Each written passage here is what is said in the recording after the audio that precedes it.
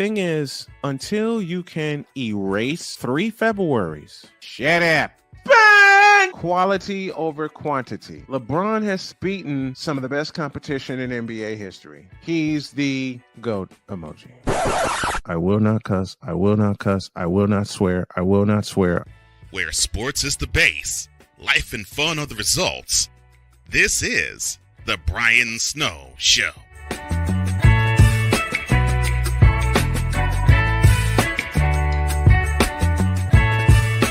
Well, good afternoon, everyone, and welcome to this Thursday edition of the Brian Snow Show. Happy to have y'all with us. Still getting used to my new digs and my new microphone and all the levels within. I think I got everything situated now, and I hope y'all enjoy what I have in store today. During hour one, we'll hear from Mike Debate as he talks NFL with me, and for hour two, the Random Musings of Vic Allah will join us. To the Fanatics Feedback Zone, Undrafted Hoops joins us this afternoon, along with Ryan McCoffey and David 3000. I must tell you, David, I am not able to join the Dugout podcast this afternoon because I got a ton of stuff to do before I go on vacation. I will explain later. And the big dog, Shane Lake, the super producer, is in the building. Yes, it is. Yes, he is. I'm trying to add him to a group chat, but I'll figure that out later. Okay, time now for my opening subject. And the opening subject is simple. And I will put this in the. I will. I don't know how else to say this, and I've said it before, and it frustrates me every time I talk about this because there's so many other players that belong in the belong in the Pro Football Hall of Fame that are not there. Here's one of them. Why isn't Roger Craig in the Hall of Fame? Why? What is up with that problem? And it is a problem. I've said it before and I will say it again. If you can celebrate Marshall Faulk having a thousand season, 1,000 yards rushing, 1,000 yards receiving, if you can celebrate Christian McCaffrey having a thousand season, that of course was in 2019, then why can't you celebrate the fellow who did it first? And I'm talking about Mr. High Knees, High Step himself, Roger Craig. Played fullback at Nebraska, played fullback when he was drafted by the 49ers. And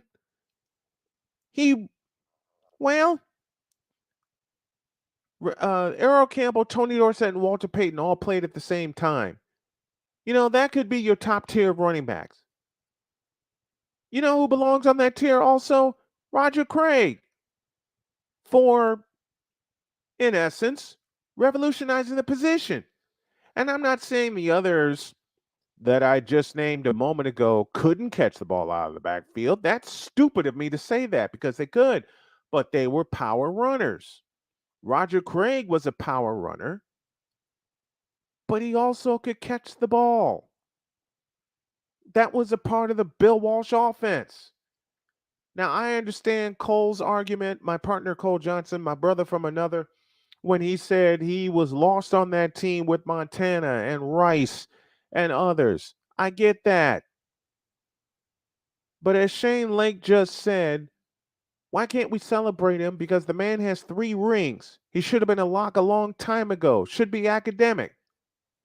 You know what they're going to point to? A fumble he had in an NFC Championship game in 1990 against the big, badass New York Giants. Now, Wise Cole and I talked about that particular game this morning. You know how great the Giants defense was? Number 1 in the league in 1990. I believe that to be true. If someone could look that up and confirm it, I would be appreciated. And Victor just said it best. And we're going to talk later on in the second hour. The era of the versatile running back started with number 33, Roger Craig. If you think about it, Walter Payton was ahead of his time being as versatile as he was, but he wasn't recognized for it, which is a crime in and of itself, even though Walter Payton is firmly ensconced in the Hall of Fame, and rightfully so. But if you want to talk the era of the versatile running back, the era of the running back that can block as well as run and catch the ball out of the field, out of the backfield, that was Roger Craig all day long. That was why Roger Craig was a perfect fit for that 49ers West Coast offense. Because the design of the West Coast offense, if you really think about it, was first and foremost to run the ball. First and foremost, they were designed, it was designed to run the ball. It was also designed for the passing game to take advantage of what the defense gave them. It was also designed to take advantage of what the defense gave them. Okay? Now, while I'm talking about players that should be in the Hall of Fame, but in the Pro Football Hall of Fame, but aren't, there's a teammate of his that also belongs in the Hall of Fame. His name is John Taylor, number 82 out of Delaware State. Now, I already know that some people that are going to pop on this show, oh, you're a 49ers fan. Damn right. But I'm also a football fan. And I also know what greatness is. And I just named you two players. This is about this man, Roger Craig. Going back to 1990, Giants defense, 13.2 points per game, played against 7 playoff teams and only allowed that. 1990.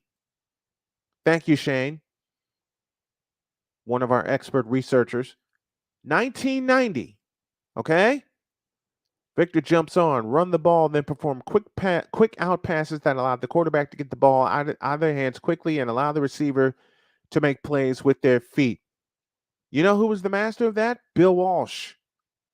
Hell, Bill Walsh, as I say all the time, is the godfather of the West Coast offense. Nobody designed that offense but Bill Walsh. Okay?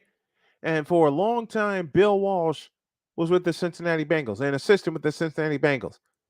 When he got his chance with San Francisco,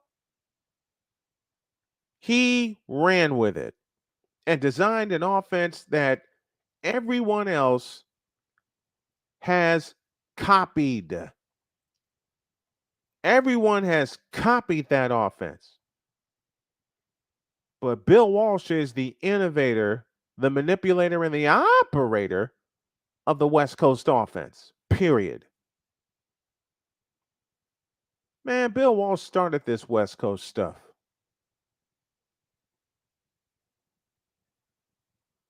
You understand me? Bill Walsh started this. You want full stats for the G-Men? 91 rushing yards per game, 171.7 passing yards per game, 262.9 total yards per game. In 1990, I believe that was tops in the league. I'm waiting for the big dog to confirm that. But you want to talk about a fellow who was fit for an offense and fit to play football for as long as he did. I believe it was 12 seasons. There you go. Roger the Blank Craig. It's time for the Hall of Fame to get it right. It's time for the Hall of Fame to elect Roger Craig into the Hall of Fame, period. And that should have been done a decade ago. Back in a minute. This planet has been great to me. It's given me gifts that I can't even explain. It's given me adventures and memories I'll never forget. And Battleborn, I think, has given me the opportunity to go beyond and give something back. How can I be a better custodian to this planet and the place I live? That's where I am with Battleborn. Let's make the planet a better place.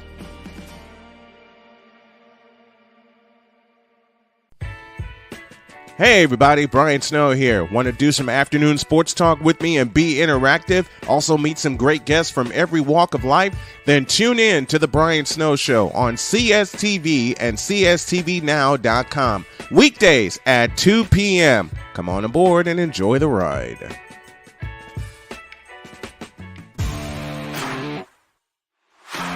PK Tire Pro is your one-stop on-the-spot auto service headquarters for a complete line of quality tires and auto services. For years, we have provided the Stockton, California area with the latest products and unprecedented services for everything we sell. And for years, our customers have been coming back. Take a look around. If you don't find what you need, visit us in Stockton, California. From the latest and best in tire technology to the services required to keep your vehicle looking good and running great, PK Tire Pros can get you out on the road quickly and at an affordable price. Stop by soon to see why so many people consider PK Tire Pros to be the one-stop shop for all of their tire needs. At PK Tire Pros, our friendly and knowledgeable staff, quick and dependable service professionals, and affordable prices all come together to make driving out on a new set of tires easy. On top of that, we never tire of tires. Stop by and see us, and you'll be glad you did.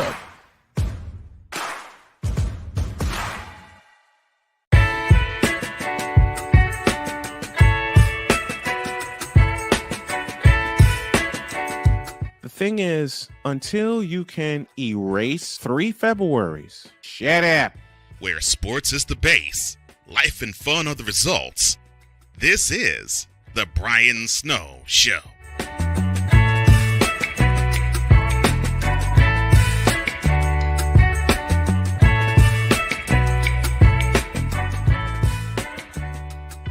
It is indeed the Brian Snow Show, and welcome back, ladies and gentlemen. More on that 90s Giants nasty defense. 13.2 points per game getting up was the best in the NFL. So the Niners, who had the best offense in 1990, even though they couldn't run worth a damn, was facing the best defense. So you had strength versus strength, and the Giants won. And I still stand and applaud that particular game. I still stand and applaud that particular game.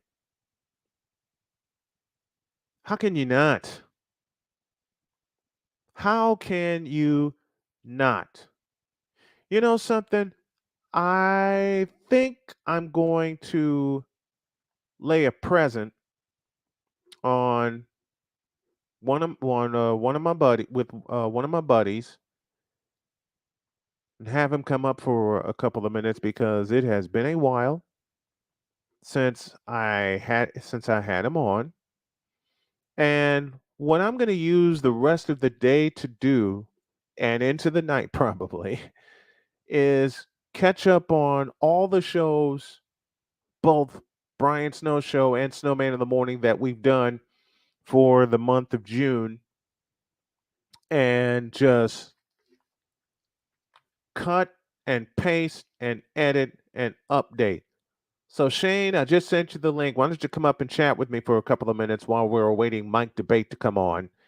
And should Mike make it, because Mike's in charge of Locked On Patriots, y'all know how that goes. They're in the middle of middle of camp, preparing for training camp.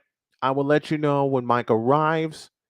But what I want to do going forward with this show, with all the guests that I bring on, I'm going to have someone write all the descriptions and get you guys prepared to drop your questions in the chat. Matter of fact, I'll be the guinea pig for this afternoon. I got Victor coming on at the bottom of the show at the 3:00 hour.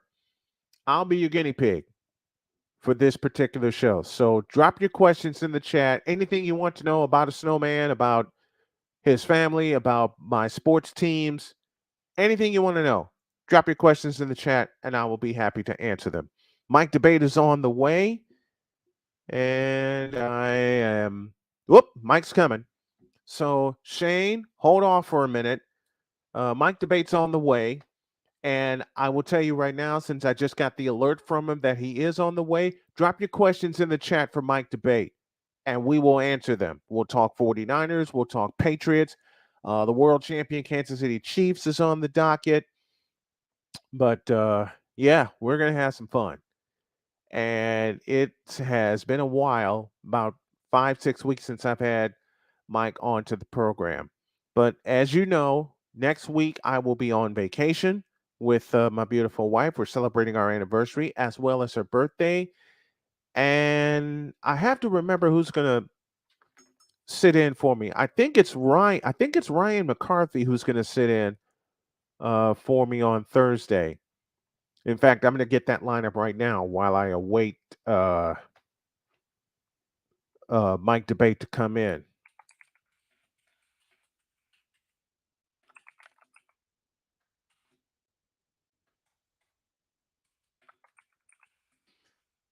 So I am leaving town on Sunday, and I will be back the following Saturday.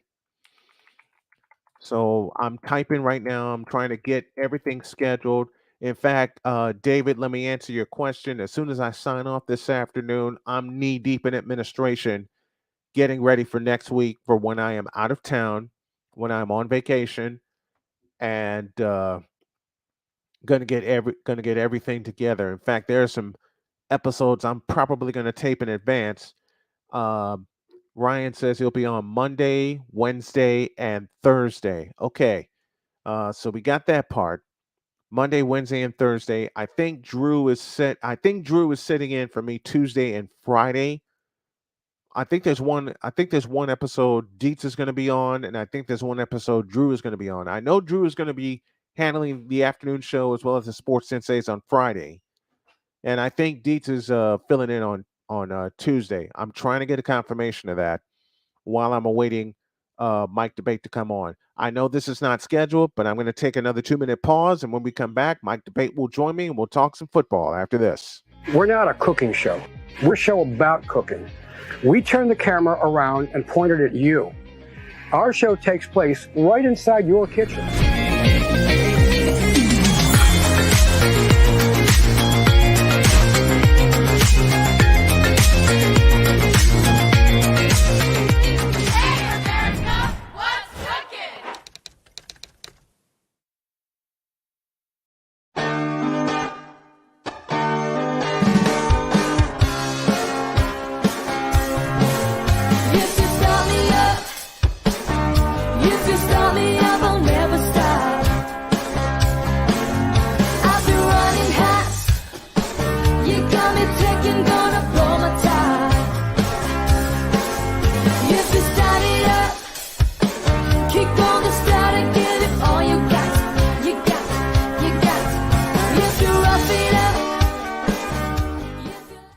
Hey y'all, Snowman here. Catch me, Cole Johnson, Wise El Jefe, and the usual cast of characters as we bring it to you every Monday through Friday at 8 a.m. Eastern. It's called Snowman in the Morning with Cole Johnson, and it's right here on CSTV and CSTVnow.com. Join us, won't you?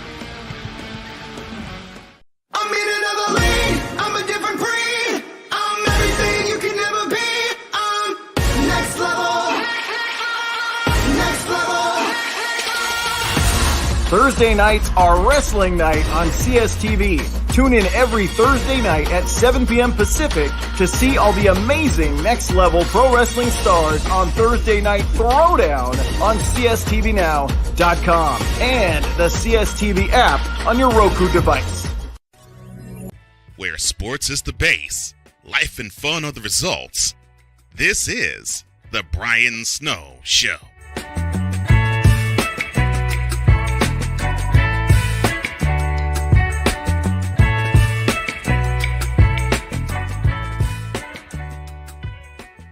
Welcome back to this edition of the Brian Snow Show. Had to take a pause because Mike Debate, my buddy, had to reboot. So I figured I'll take another 2 minute break and wait for him to come on. Victor Locke will join me for the second hour as we have some more random musings. Good Lord, have mercy! I can't wait to see and hear what Victor has on his mind this afternoon. More about the '90s Giants, fourth in rushing, sixth in passing, second overall in yards per game. Hey Shane, do me a favor. Who was the top defense in 1990? Was it Frisco? I don't think it was. Let's find out because I know the Giants were first in point to line. It was Frisco. Holy catfish! I was right. I was right. I took a pure guess at it this morning that the Giants and the 49ers were the two best defenses, and I was right. I was right. The Giants in San Francisco in team defense were 1 and 2. Third was Pittsburgh. Third was Pittsburgh. Wow. Wow. I can't believe it. I can't believe that I actually got that right. Oh, by the way, yeah, holy catfish, Dave. By the way, you know who the MVP was for all you Bradyites? You know who the MVP was in 1990? That would be Mr. Montana. And the offensive rookie of the year was Emmitt Smith. Yeah, I'm looking at it. I'm looking at it right here. Um, what do they base it on yards per game? I'm looking it up right. I'm looking it up right now. Yeah, but Giants and 49ers were 1 and 2 in defense. No wonder, as I think back on it, I take it Ricky Waters was the leading rusher for the 49ers. No, it was Keith Henderson, as a matter of fact, because Roger Craig missed a few games. Roger Craig missed a few games, and Keith Henderson, for a while, was their leading rusher. Man, we're taking a stroll down. We're taking a stroll down memory lane. Okay, drop your questions in the chat. I'll answer them until Mike gets here. But yeah, Ricky Waters didn't join the 49ers until 1992. Yeah, 1992. And he played 3 years in San Francisco before he bolted for Philadelphia. And then later on, he went to Seattle. Later on, he went to Seattle. And I'm trying to find the average where they base their ranking, and I don't see it here in front of me. At least not yet. At least not yet. What are your thoughts on the A's protest game Tuesday night? When is expected? Fans threw trash on the field. They can't take in a baseball game in Oakland anymore. The A's are content on leaving instead of staying in Oakland. And the city of Oakland basically flipped them off with their quote unquote last ditch effort to save the A's. So unless someone has like $2 billion in their pocket and basically comes to them and says, "You're staying and we ain't taking no for an answer," and builds them a stadium that's baseball specific and gets them out of the cavernous Oakland Coliseum, which is falling apart each and every game, then what's the use? It went exactly as I thought it would. That the throwing of the trash, I don't condone that, but you can voice your feelings another way. You can voice your feelings in so many other ways instead of throwing trash on the field. Because how does that make you look? Part one. Part two, what does that say to the rest of the baseball community? It says that you're not a great fan base to begin with. And it also says that we kind of knew that the Oakland A's are going to bite the dust. We knew that. We know that. David throws another question at me. On your show, do you interview other people from the Locked In podcast? Hell yeah, I do. In fact, I'm going to send a mass email to all the hosts of all the teams on the Locked On Network, the Believe Network. Bring it all on. Bring it all on. I talk to any and everybody that wants to talk about their team. I'm a 49er fan and a Colt fan, but I'm also an objective football man. Okay? I'm an objective football man. I call it like I see it. Play by play with JJ. I'm with you when I'm talking about the Oakland A's. Matter of fact, hold on a second. I know JJ's got a few minutes, so we're gonna talk some shop here. We're gonna talk some shop here while I wait for Mike to come in. And I'm steadily watching my computer. I'm steadily watching my monitor, I beg your pardon, for Mike Debate to come on and come in. So as usual on live television, and thank you to the folks at CSTV and CSTVnow.com and the CSTV app on your Roku device.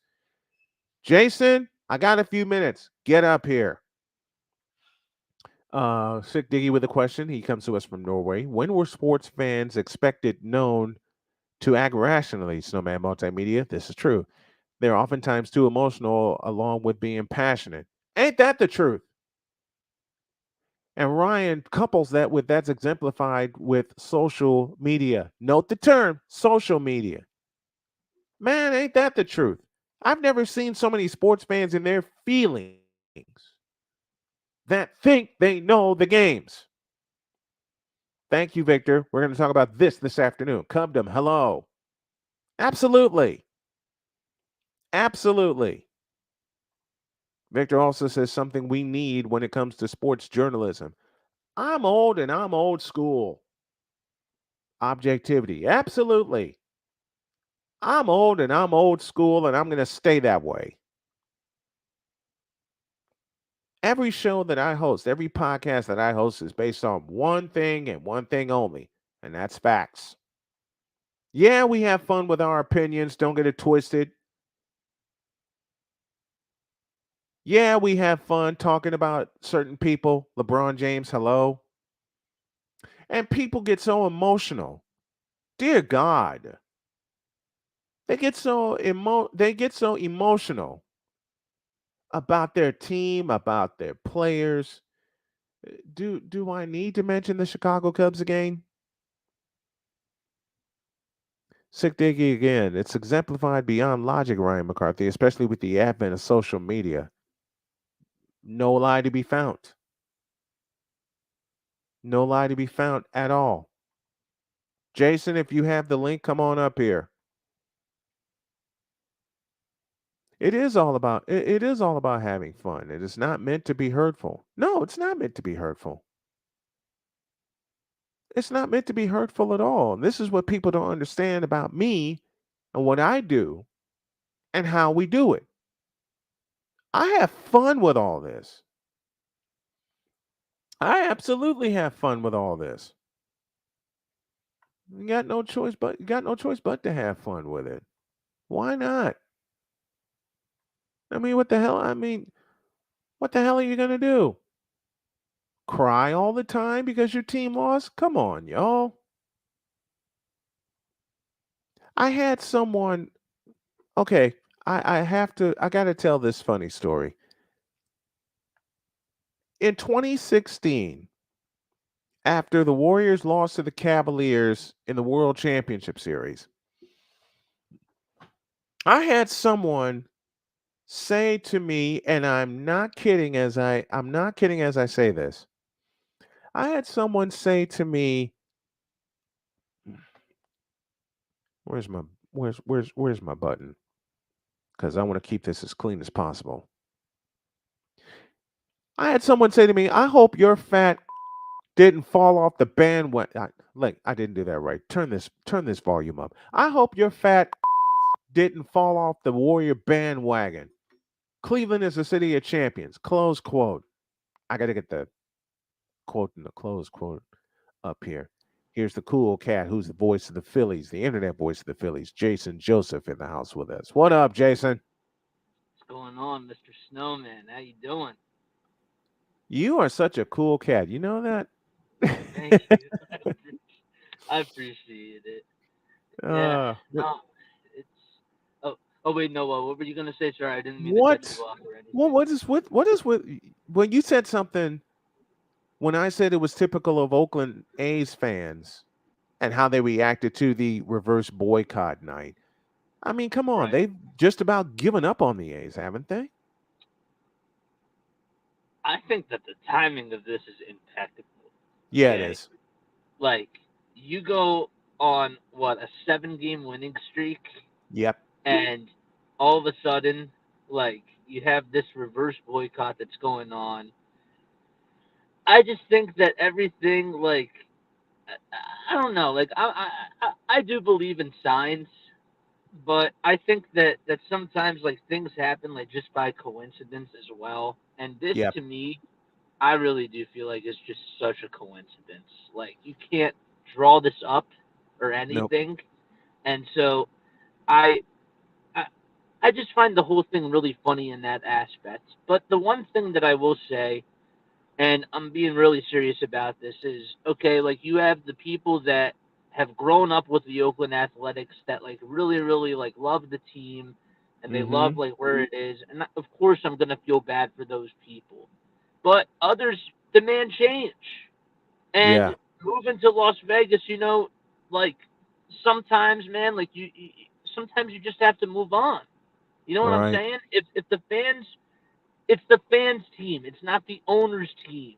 You know what Right. I'm saying? Like Mm-hmm. it's literally their team. So if they're telling you that things aren't right, listen to the fans. It's their team. You would think that would be the case. You know, that's how they lost the Raiders. Yep. Hell, that's how Los Angeles lost the Raiders in Yep. 1994. That's how the Cardinals left. That's how the football Cardinals left St. Louis. That's Yep. how the Rams were just kidnapped out of St. Louis. And that Yeah. situation still bothers me. You know, at first I couldn't say St. Louis Rams, but then the greatest show on turf happened, and you're so hooked on them and hooked on them doing well. Yeah. And then they move back to Los Angeles. They sell every part of their soul and then some for a championship ring to be hosted in their house. And then all of a sudden, they face San Francisco in week 8 this past year, and they get drilled. I want to Yep. point back to that game. Week 8, Right. Frisco and the Rams, the 49ers were reeling after they got kicked in the ass by Kansas City, 44-23. And there we saw the birth of Brock Purdy. But Right. then they go to Los Angeles and they punch the Rams in the mouth. That's to me, you want to talk about signs? That's a sign that the Rams are going to be rebuilding for a couple of years, not just one year. Correct. Yeah. Well, and like let's think about this from a strategic marketing standpoint too. So, because like we're involved with the business, and so we understand that marketing is such a huge thing when it comes to sports. So, if the owners are worried about making money, right, and they're worried about making revenue, well, if not as many fans are going to be in the seats, you know what I'm saying? True. You have to change the strategy. I learned in my strategic communications class that there's this concept. It's about fit, right? And I can't remember like Yeah. what the acronym stands for, like at this very moment in time. But Mm-hmm. when it comes to just advertising and marketing, it's all about the you-know-whats, the fans. So Yes. if it's going to put the butts in the seats, that's what you got to do. And Yep. that's why the fans have a right to complain because they're paying for the product. Yep. So if the team's not winning, if the team, if the organization is having problems from the top up, it doesn't matter what it is. You're spending Mm-hmm. $150 just to go to the game, and you're not even paying for parking. And it's not even Yeah. just for the game; it's about jersey sales, and it's also about like paying for cable. Like you're paying something as a fan, and you're not getting what you asked for. You're not getting what you asked for. A Pizzle joins us from West Palm Beach, Florida. What's up to you? Everybody's greeting him. And I'll give one of the most perfect examples by that silhouette on your shirt, the New Jersey Nets. Yep. The New Yep. Jersey Nets in 2002 and 2003 were playing for a world championship. And since then, they have fallen straight down the toilet. They moved to Brooklyn and they haven't done a doggone thing since they got to Brooklyn. Not a thing. The Nets, I believe, had the perfect fit. The Meadowlands Arena was outdated. We know that is not big news. We saw it deteriorate right before our eyes, even after the Nets played for a world championship in back-to-back seasons. They had the perfect fit in the Prudential Center. You had a nice new arena. The Devils were willing to let you tenant with them. All you had to do is pay a little fee. Okay. You had the perfect Yep. fit. And you had the Right. network. You had the Yes Network right there in New Jersey. It wasn't East Rutherford, but hey, Yep. you're still the New Jersey Nets, which I believe is where they belong anyway. The Nets should Yeah. go back home to New Jersey, just like Oklahoma City should go back home to Seattle. Okay? If it's not And working, you no. have to fix it. You have to You, fix it. I mean, who wants to pay like $300 for a 300 level seat in the Barclays Center? No, thank you. No. I No. wouldn't even want to broadcast in that joint because I'm almost afraid of where. Now, I know a lot of the NBA arenas, I saw it in the United Center in Chicago, have moved to the upper level so they can sell the seats to the fans, which I think is a crime, and I'll explain that on a Yep. later date. Yep. You know what I'm talking about. Oh, I You know know. what I'm talking Oh, about. I They're know. following they're following the pattern of the old Lakers in the Forum and Yep. selling the courtside seats and not having enough room for the scorers table where the media should be on the floor. Yes. The first place I saw For that sure. happen um, on television was Golden State when they moved Tim Roy to the upper reaches at Oracle Arena, and of course now it's happening in San Francisco. San But Francisco. Chase Yes. Center is worth $1 billion. The Warriors are worth $6 billion. So hey, Yep. they can get away with it. Just like now, Denver's going to be able to get away with it because they did Sure. something that's called win a world championship. Which hadn't been done Okay, in 50 years. Yep. Exactly. they Yep. they won the title. The Warriors Yep. won last year, which means more money, which means more revenue, which means more fans. Even though Golden State didn't get back to the championship, they made a run that wasn't supposed to happen because of their inconsistency this past year. Same with Correct. the 49ers, same with the Philadelphia Eagles, same with let it come to me, the Vegas Golden Knights, who just won the Stanley Cup. Do you know how The ridiculous their Astros. ticket prices are going to be? The Yes. Houston Astros. Yep. Who Yep. expected the Astros to I win the know. whole damn thing? I know. Who expected the Well, Astros to win the whole damn thing?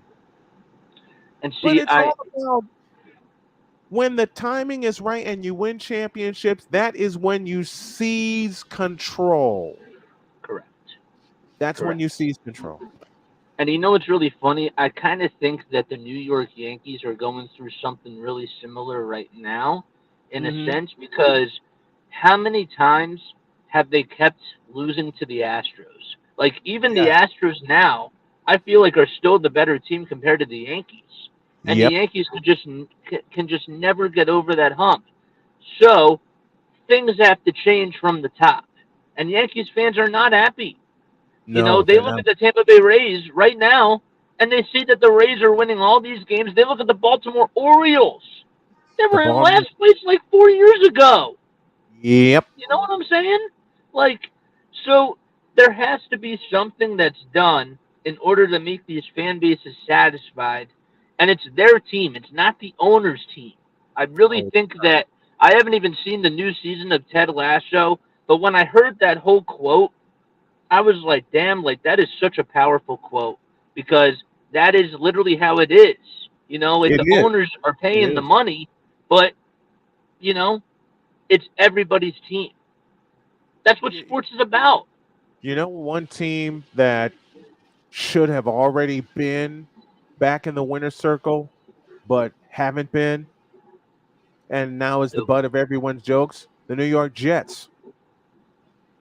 I Oh mean, yeah, you go to for sure. back-to-back AFC championships in 2010 and 2011, Yep, and they've fallen right down the toilet since then. All right, a team that's taken advantage of all their championships, the New England Patriots. that's right. Hello, Yeah, no, you're right. okay. You're right. The, I the Kansas City Chiefs. When you win championships, you seize control of not only your fans and your team, but your league. Okay, right. the darlings of the NFL. I will say this aloud right now, here and now. Even though they're not champions, they're on the cusp. The darlings of the league this year will once again be the San Francisco 49ers Yep, because the Eagles have already done it. They've won the NFC. They're the top team. They're the top dogs in the NFC. they They're are. the team to beat. The team above them, the Kansas City Chiefs, who won their second Super Bowl in 4 years. There's your top tier right there. The Yep. Niners are knocking on the door, and the fans know it. The real 49er fans know it. Yes, they Let's go do. to the let's go to the NBA. And I know I'm going to drive you nuts with this statement, but I believe in calling a spade a spade. The team that should have banged the door down already is the Philadelphia 76ers. Yep. But they screwed it up by drafting Ben Simmons. They Yep. screwed it up by not getting the best coach for Joel Embiid. And now with Nick Nurse there, I think it's too late. The process was a failure. It was a It complete was failure. a total failure. It was a total flop. Okay, Nerlens Noel, really? I know. I know. The I only know. thing to come out of that, Jaleel Okafor. Yeah. Oh I know. God! And I saw Jaleel Okafor play at Whitney Young in Chicago. He was dominant I know. there, but he Yeah. only had 1 year I know. at Duke, and that is the biggest problem. Look at the Boston Kyrie Celtics Irving, with hello. Jason Tatum. Yeah, the Kyrie whole Irving, Jason Kyrie Tatum Irving, trade. hello. One Yep. season at Duke, and he thinks he's one of the top dogs in the NBA when he's not even one of the top 150 dogs in the NBA. Yep. Okay? And You're right. unfortunately, I hate to say this, the same applies with Joel Embiid. Yep. What have I said? And you've caught my show lately, and Chad, you can back me up on this. What have I said about Joel Embiid? He's got the physical talents, but if you're watching on television, he doesn't have it up here between the ears. That's the one thing keeping Joel Embiid from being Nikola Jokic in the Eastern Conference. I agree with that. Yep. I I agree with you. He is better defensively. Okay. I give you like the eye test with Joel Embiid. The problem is that Nikola Jokic, not only is he just a very gifted passer, but really like what it comes down to with Nikola Jokic is really just his IQ for the game. He has I really do believe that his IQ is so strong. There was actually a YouTube short that I saw the other day where he was shooting a free throw and he heard somebody from the Heat team say something and he knew exactly what it meant because I Yep, think he picked it up before and they were going into I forget like what type of an offense it was, the Miami Heat. But yep. Denver was playing a zone and the goal was for them to give it to Bam right by the net and have him go up Mm-hmm. with an easy layup. And Jokic, not even a good defender, just goes back there and just stops the play because he knew what was going to happen. He knew He what could was see coming. it for himself. Exactly. He knew So what was coming. I have to give Jokic a lot of credit for that. because I don't I, think I be- Joel Embiid could pick that up. I think Joel Embiid has been ruined by the culture of the NBA and the current culture of the Philadelphia 76ers. Here's what I mean. Between Ben Simmons and James Harden, Embiid's repeat MVP chances are out the window. The only reason he got it this year because he politicked for it. I mean, Yep. the best player in the league this year to me was Nikola Jokic by far. I can't argue. I can't argue with you. I By I can't far. The I can't MVP should have argue been a with you. third consecutive for Nikola Jokic. But the NBA, you know how the NBA plays politics, and y'all know I don't like politics. Look, the NBA played politics and gave it to Joel Embiid instead of the best player in the league, which wore number 15, not 21. All right. I wish I wish that I could refute everything that you're saying, but I can't. I can't. I can't. I can't. Like this is all facts. And I'm not really like a delusional, type of a person like when it comes to making these sort of talking points because you're absolutely right. I mean, you Yep. take a look at you look at the season in its whole entirety. Okay, Denver with Nikola Jokic had a much bigger impact on his team than Joel Embiid did. It's just that plain and simple. It's It's just that literally that simple. plain and simple. Okay, he had the better supporting cast. I give you that, obviously. Okay, Obviously. Jamal Murray Obviously. was great. You Yep. know, Aaron Gordon, Michael Porter Jr. I wanted the Sixers to get Michael Porter Jr., but there was no chance in heck that they were going to do it. No. But No. man, like I also feel like that they had the better coach. Like let's honestly be honest and give Mike Malone his props because while Yes, yes, please. talent wins you, Yes. while yes, talent wins at the NBA level, okay, Mike Malone learned a lot from that Lakers series in the bubble a couple of years ago, and guess what? That experience helped him so much when it come to this year's playoffs. He didn't go And back to some of those defensive schemes. no, he didn't. You know what I'm And saying? not to mention the fact everyone was healthy. I Yes. said the same thing about Golden Sure. State. They were healthy, but they were small. Right. And we're talking about Correct. MVP arguments. But Jason Joseph from Play by Play with JJ joining us here on the program. Sitting in for Mike Debate, and I know JJ's got to go in a little bit, but I want to bring this I do. argument up also. People have yelled at me for saying Stephen Curry should have been the first four-time MVP to win four consecutive MVPs because he won it in 15, unanimous in 16, 17 went to Russell Westbrook, and I don't know why, and 18 went to James Harden. And I repeat my question, I don't know why. And I get yelled at to this day, people saying, why are you saying that Curry should have won those MVPs? How valuable really was Russell Westbrook to the 2017 Oklahoma City Thunder? it was just all about the numbers. That's all that they cared about. The whole thing that season was could Russ pass Oscar Robinson with the Yep. triple doubles, and he did it. And that's all that the league cared about. And because of that, the league made a lot of money off of that, off of Yep. Russell Westbrook. They really did. Meanwhile, Stephen Curry and the Warriors are playing the most beautiful brand of basketball we've ever seen. I agree. Yeah. And See, Steph didn't even get a sniff of the MVP vote? Really? you're not gonna like it when I say this, but I do feel like that the MVP voting sometimes they definitely don't get it right a lot of the time. Right. And I will say that the year Steph won it the first time, Right. I thought maybe even LeBron should have won it over Steph that year because you Mm-hmm. look at the stats and you look at the numbers and the way that LeBron impacted the game more than Steph Curry did. It was Right. just like it was so different. And like I'm not like a big like diehard like LeBron fan, Yep. but I just know from the eye test, from what I would see, and even just by looking at the numbers, LeBron should have won it that year. You know what, However, Pat? with that being said, Mm-hmm. I was going to say like the year after that, Steph deserved to win it, and the year after that, guess who else deserved to win it the next year? Steph.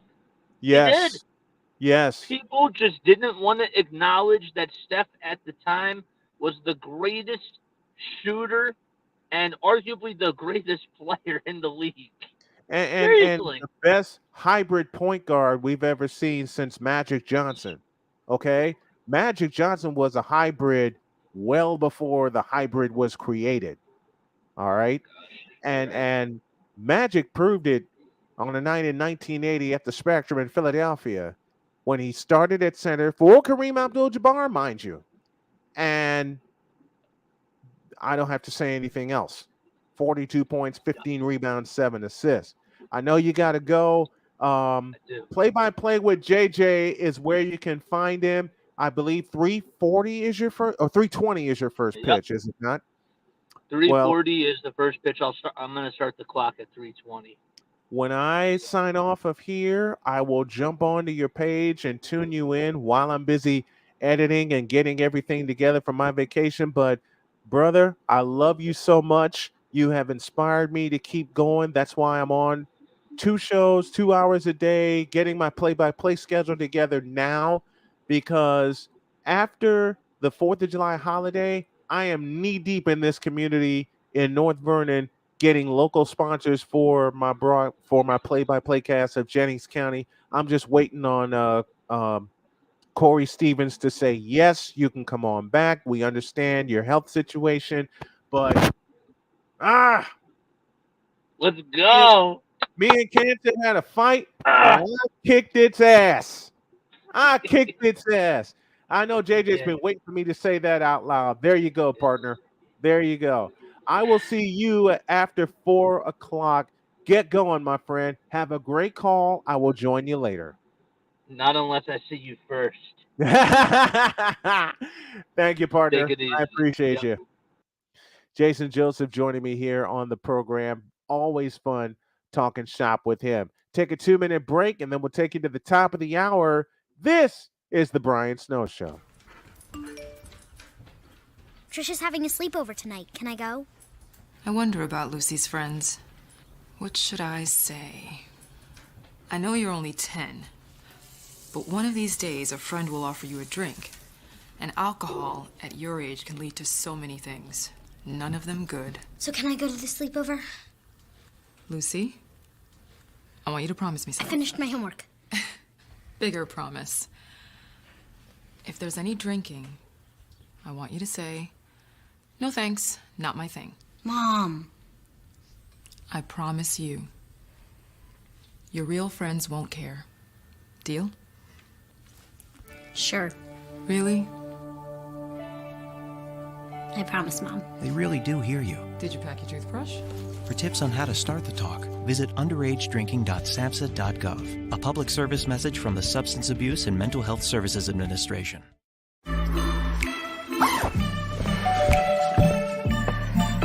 Yo, camping buddy. Boom. Okay, you guys ready? Dude, I thought you were driving. I thought you were driving. Oh, I never said I was driving. I definitely can't drive.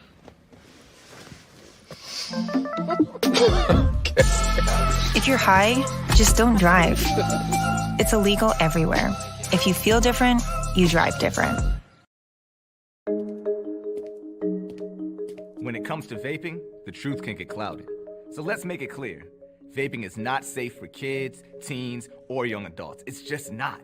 Because vaping can put microscopic particles into your lungs. And dangerous things like metals and volatile organic compounds into your body.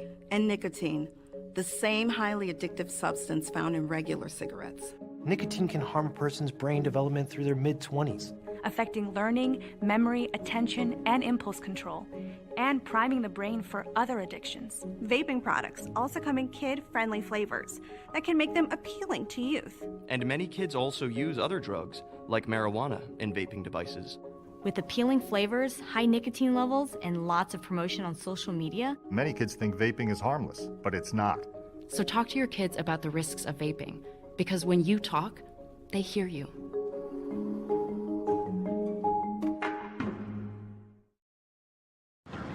How many letters? 5 letters. Just think about, what am I doing right now? Smile. Smile? Uh-huh. This is so easy.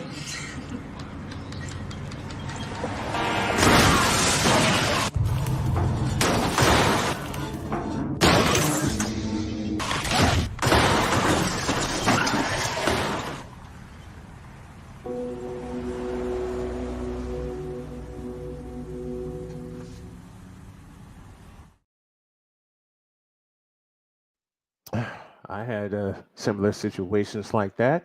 We're approaching the top of the hour, and I thought I had this. I thought I had this thing situated.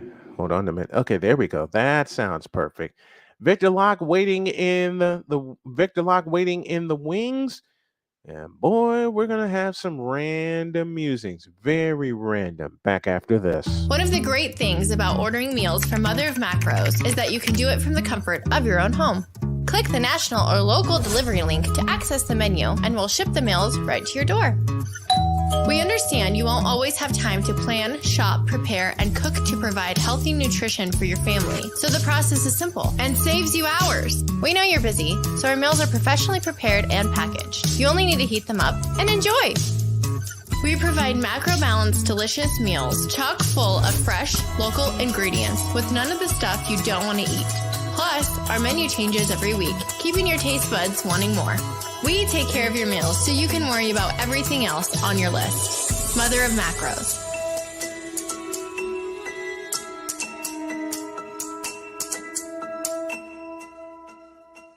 I don't want to grow up. I'm basically a man-child. 2005 Burning Man. I put a single Mitsubishi 170-watt panel on the roof of my F-250, and I killed the batteries within like 15 minutes of the first time turning them on. So that's when I first got into solar. I was blown away by the customer service at Battleborn. We want them to be happy with our product because in the long run, they're the ones who are out there using it. When you used to buy something American, like a car, something you knew was built really well, that's what I think of with Battleborn. Hey, y'all, Snowman here. Catch me, Cole Johnson, Wise El Jefe, and the usual cast of characters as we bring it to you every Monday through Friday at 8 a.m. Eastern. It's called Snowman in the Morning with Cole Johnson, and it's right here on CSTV and CSTVnow.com. Join us, won't you?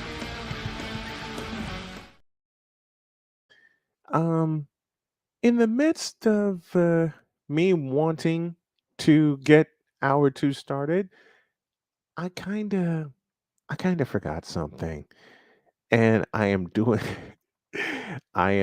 this one live on the air, and I can't believe I'm doing this again, but I'm going to do it again, and I have to trust my partner Cole Johnson that he would outfit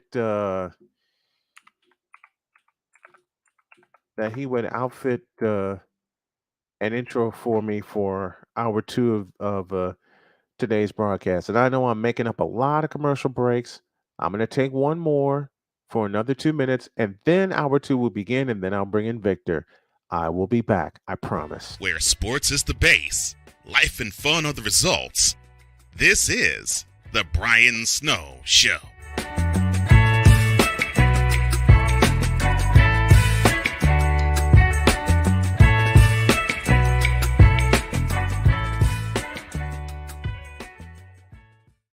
Peterson here, host of the Rod Peterson Show, inviting you to join us daily for 2 hours of Atlanta's funnest sports talk right here on WQEE.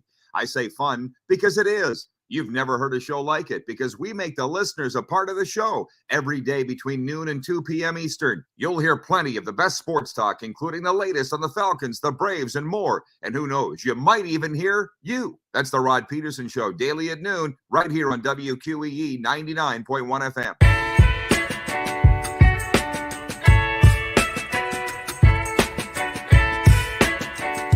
The thing is, until you can erase 3 Februaries, shut up. Bang! Quality over quantity. LeBron has beaten some of the best competition in NBA history. He's the GOAT emoji. I will not cuss. I will not cuss. I will not swear. I will not swear. Where sports is the base, life and fun are the results. This is the Brian Snow Show.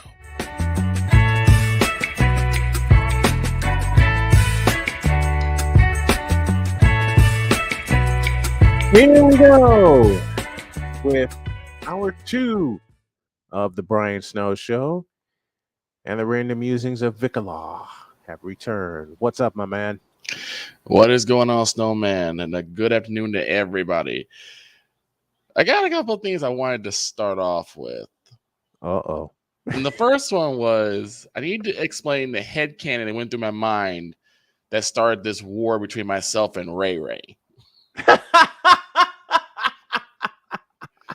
Now, you know how in certain people, when they're trying, certain ghetto people, when they're trying to not give full information like emergency contacts or Yes. references, Dear they God, will yes. they'll pick someone off the street or they'll call their friend, not someone that they work with, but just their friend.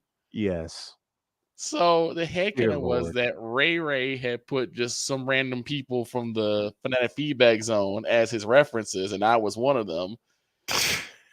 And I kept getting these notifications that Ray Ray had not turned in his whole facts. So I kept saying, "Hey, Ray Ray, turn in your whole facts. Your honest dear ownership Lord. is called into question." I And he did. never Oh dear listened. Lord. No, he didn't. But what really got on my nerves with Ray Ray was the Yeah, what started episode it? Oh jeez. where they were talking about the new NBA Olympic team, the one that LeBron had led, Oh God. and Well, you're gonna hurt my brain with this. how it was compared to the Dream Team. Yes. And Cole, this is the genius of Cole Johnson. He started playing in the background America the Beautiful. I remember that. Dear God, And I Ray remember Ray started that. crying. Yes. Yes, he did. Oh my king. He's done everything for America. Oh I was like, God, oh I my remember God, that. why are you crying? Since What then, the hell is I've what always the started, hell is wrong with you? ever since I started taking shots at Ray Ray, started taking pot shots. I was not prepared for the backlash. I will admit that. And it has taken on a life of its own. The other thing I wanted to bring up, and I don't know if this is true, and I would like the legendary Ryan McCarthy to confirm or deny this, Okay. but I checked just before I checked on. I see some breaking news saying Antonio Brown and his Albany Empire franchise have been kicked out of the Arena Football League. That is confirmed. That is confirmed. That is So, confirmed. That's why I'm so, gonna sit back and roll out the red carpet for you. so now the clown has not only bowed out himself, but now he's allowing everyone else to bow out with him. This is what I meant by when you have an egomaniac just ruin your team. And unfortunately for me, as a Cowboys fan, I'm used to it. I'm used to an idiot egomaniac. How are you so used?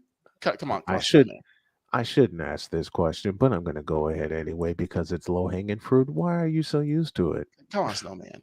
The Dallas Cowboys, under the guise of Gerald in his senior moments, we have been to 2 divisional round games, and the idiocy has cost us both games. And yet, because Jerry World is full of, I don't know if it's Stepford Wives or we all have Stockholm Syndrome or something, but we all have sat there and said, you know what, we're going to make it to the Super Bowl next year. We're going to do it. We're going to make Super Bowl next year. I'm like, how do you idiots think that critically? Honestly, how do you guys think we're going to make it to the Super Bowl when we don't have one of our star running backs? Most of our receiving core is gone. Our line is porous. Our quarterback's a mental midget. The only thing we have to speak of that could possibly be championship ready is our defense. And by the way, we have a clown running the plays. And even that can be called into question sometimes. All I got to do is bring back the fourth quarter of the divisional playoff game. Which year? This past one in Santa Clara. This past one or the one before that? This past one. Because both of them could be easy contenders. But there was something that we the one in Santa Clara. I want to focus on that one. But the other thing that really irks me is that I can guarantee you there's going to be a spin placed on this by Antonio that the Albany Empire, they're bigger than arena football. We'll get picked up by probably U.S. football or USFL. We'll find someone else. We'll probably go to the XFL. Dear God. It's going to be that type of spin because from what I have seen thus far, Antonio Brown can never admit he's wrong. Sounds like a few people I know, but He go can on. never admit I made a mistake. But now you had a once great arena football team and they're out of the league in 1 year. I don't even think it's even the full year. Less than a year. Less than a year. Less than a year after winning the league title. And no Hawk TV. We are not paying homage to Yo Kang, okay? All right. Hawk TV's pissed me off. Kang nothing is not getting homage. Kang nothing. Okay. I've had it. And I love the Hawk TV, but no. I love Hawk TV. I love Hawk TV too. But I love it. But Hawk TV, I mean this playfully. You know I mean this playfully. Because now you piss me off. Okay? I can name. No, matter of fact, I'm gonna let Jeff Munn, the former PA announcer for the Phoenix Suns, do it for me. Okay. What am I talking about? I can have Jeff Munn. Where are you at? Name you 5 players that are better than LeBron James. Better. Want to know who they are? Take a look. Wait a minute. I went too far. False start. Oh, that green False and yellow. start.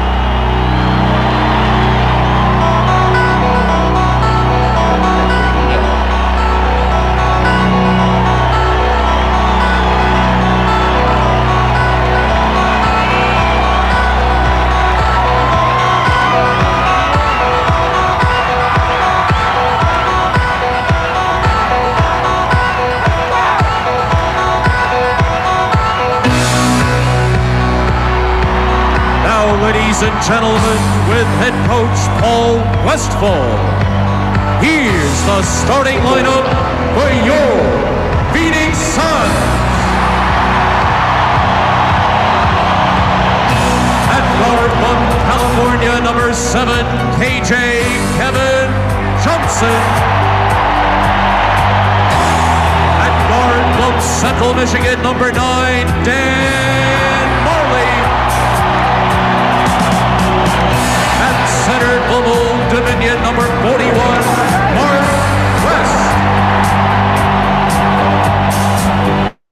At forward from Utah, number 24, Tom Chambers. That's right, Chambers. And at forward from Auburn, number 34, Charles Hartley. Oh, y'all didn't see those 5? Here they are again. Phoenix Suns. At guard from California, number 7, KJ Kevin Johnson. At guard from Central Michigan, number 9, Dan Marley. At center from Old Dominion, number 41, Mark West. Forward from Utah, number 24, Tom Chambers. And at forward from Auburn, number 34, Charles Hartley. Damn it. Oh. Yeah, that's right, Hog TV. I said it before and I'll say it again. Tom Chambers, number 24, played a better fundamentally sound forward position than, here goes my throat, Yo Kang. I'll put it like this. For anyone who continues to keep saying that Michael Jordan always faced soft competition, I point to Charles Barkley and say that to him. I dare you to say that to him. I dare you to say that to Larry Bird. I dare you to say that to Kevin McHale. I dare you to say that to Isaiah Thomas. Dennis Rodman. Damn it. James Buddha Edwards. James Worthy. Now, a young Shaquille O'Neal. You mentioned James bleeping Worthy. Hey, Hawk TV. You didn't, nobody's better than Yo Kang? You really think that no other player, here I go on my soapbox, Hawk TV, I love you, is better than Yo Kang? Take this. Cooper performed a defensive. Cooper brings it over to James Worthy. Worthy against Malone. Pass is deflected. Going to be stolen, I think, by the doctor. Yes, he's got it. Here he comes. Way rocked the baby to sleep and slam dunk. And yet another Laker turnover. Worthy threw it away. Take that. The wingspan of Dr. J is something supernatural. And that was my first favorite player.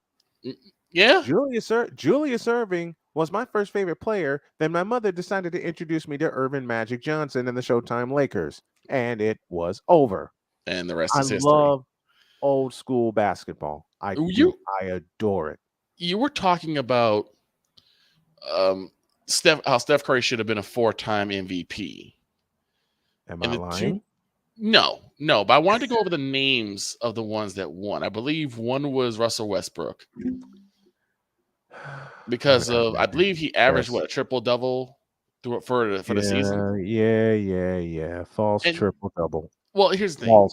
You listen, Hawk TV, and the rest of y'all that contend Russell Westbrook had a record-breaking season. That was a false triple-double. I will put it like this. That's sorry. all well and good to have triple-doubles, but if you're also doubling up in L's, your triple-doubles don't mean anything. If you're getting bounced out in the first blankety-blank bleep round. Exactly. And who was the other one that won? Doesn't mean a doggone thing. I'm sorry, what? Who was the other one that won the MVP? James Stave Puff Harden. Oh, so James Sharman. James Sharman, absolutely. To me, one of the softest individuals, and to me, one of the biggest floppers in the game.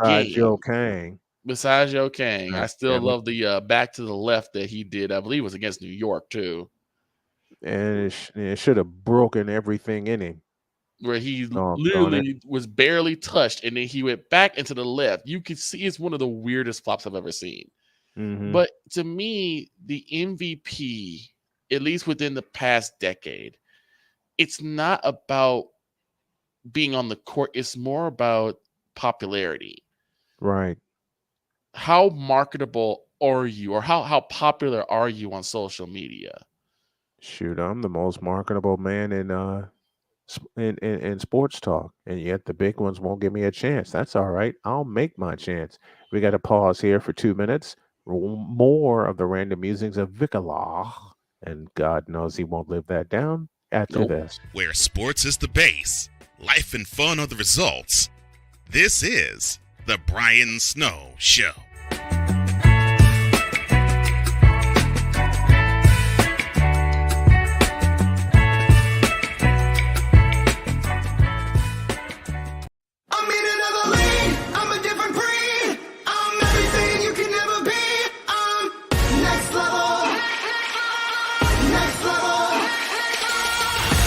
Thursday nights are wrestling night on CSTV. Tune in every Thursday night at 7 p.m. Pacific to see all the amazing Next Level Pro Wrestling stars on Thursday Night Throwdown on CSTVNow.com and the CSTV app on your Roku device. PK Tire Pro is your one-stop on-the-spot auto service headquarters for a complete line of quality tires and auto services.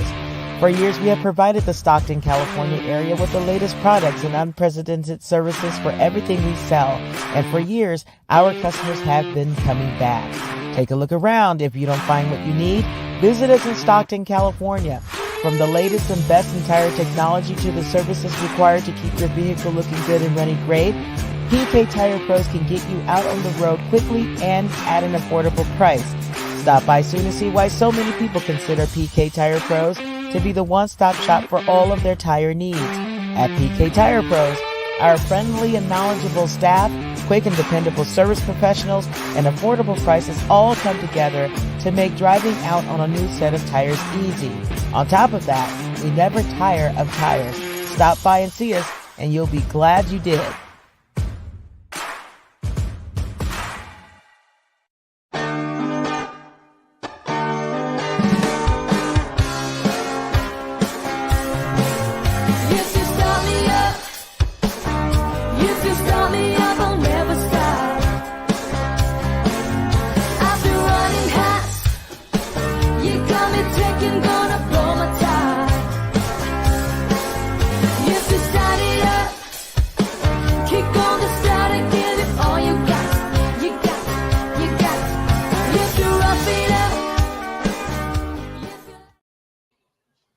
Back here on the Brian Snow Show, the Random Musings of Vicalaw continue. You can support the show via Cash App using the tag $ Tallman Dr. K50 or by Venmo at Big Snowman 2172, or you can sponsor the show. Call 919-247-3622 for more information. Victor Locke joins me. What's next? I gotta give it up to my man Sig Diggy, because Sig Diggy and I, it's always in this friendly little fun rivalry between us, and I don't think it's really a rivalry. It's more like just a collaboration Yeah. of us just coming up with ad after ad after ad, just back and forth, and I love him for that. Y'all have fun. Y'all have fun with that. Oh, absolutely. And you know, half of them are going to be visualized. Well, half of them already are. No, the other half needs to be absolutely. that the other half of them needs to be visualized. But you Sid, realize that, don't but Sid came up with some good names: Patrick Ewing, Dikembe Mutombo, the Mailman Carmelone, Yep, Carmelone, Bill Russa, Clyde the Glide Drexler, Camille Olajuwon, Mr. Satellite, Reggie Miller, Chuck Connor's person, exactly, Pistol Pete Maravich. Yep, Pistol Pete Maravich. It's really weird. And wait. Here we go with Hawk TV again. None of the guys would stop Yo Kang or are better than him. Want to bet? All of them are. All of them are. Every single one of them are. Let's be serious. We are being serious. Okay. Tell the truth, shame the devil. Since Hawk TV wants to fight, the hell with it. Let's have some fun. Let's have some fun. This is for Hawk TV and Hawk TV only. And yes, I'm doing this live. Get up here. Oh, Lord. Let's have some fun. I'm getting ready to go on vacation. I want to have a blast with you guys before I go. Let's have some fun. Let's do this. But I do want to get back to one thing. Hey, I mean this playfully. Hawk TV, where's my sound? Give me my sound. Hawk TV, get your punk up here. And let's have some fun while we're at it. But I do want to get back to this. I'm sorry that I keep going back and forth, but these are why I call them Random Musings. With Antonio Brown, I think what there needs to happen now is there needs to be some consensus from the people or the fan base in terms of like how they pick their ownership, or they should be able to pick their own ownership, because I think what's really having a problem is you get a lot of egomaniacs. Yeah, I got David waiting in the background, but David, I'm waiting on Hawk TV only to come up here. I will talk to you after the program. I don't think Hawk TV's been making it because he's at work. Oh, doggone it. Yeah, he's currently at work. All right. And he's off the week I'm on vacation. Damn you. Damn you. All right. Let's bring in a Yankee hater. Here's David. Surprise! Power Man. There's a band I know called Power Man 3000. So every time I see David 3000, that's all I can think about. Power Man 3000. He's got the Dugout podcast at the top of the hour, and I will feature that on Snowman Multimedia. Of course, David's a Red Sox fan, and that led to the ad that Cole came up, the PSA that Cole came up with, and surprised him. I'm waiting to see. to see David versus Wise. It's gonna happen.